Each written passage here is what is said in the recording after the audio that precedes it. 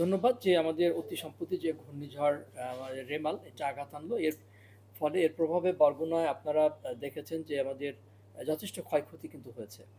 তো আমাদের একটা সবচেয়ে পজিটিভ যে কোনো মানুষ কিন্তু এই ঘূর্ণিঝড়ের সময় নিহত হয়নি। এটা একটা আমাদের জন্য একটা ভালো খবর বলতে পারেন।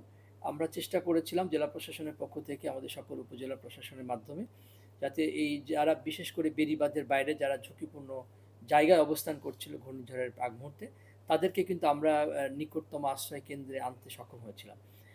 বিপুল সংখ্যক মানুষ কিন্তু আশ্রয় কেন্দ্রে অবস্থান করার কারণে এই মানুষের জীবনহানিটা কিন্তু আমরা রোধ করতে পেরেছি।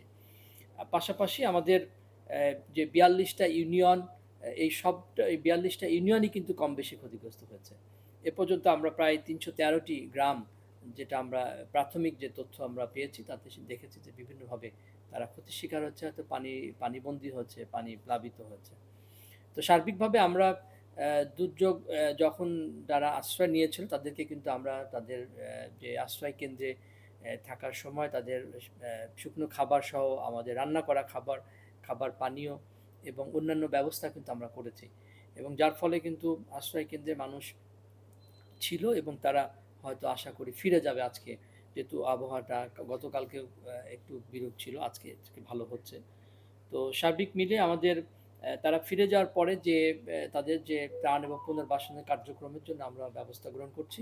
সরকারিভাবে আমরা যে সাহায্য সহযোগিতা যেটুকু পাচ্ছি সেটা আমরা কিন্তু এই বন্যার্তদের মাঝে আমরা বিতরণ করার আমরা প্রস্তুতি নিয়ে রেখেছি।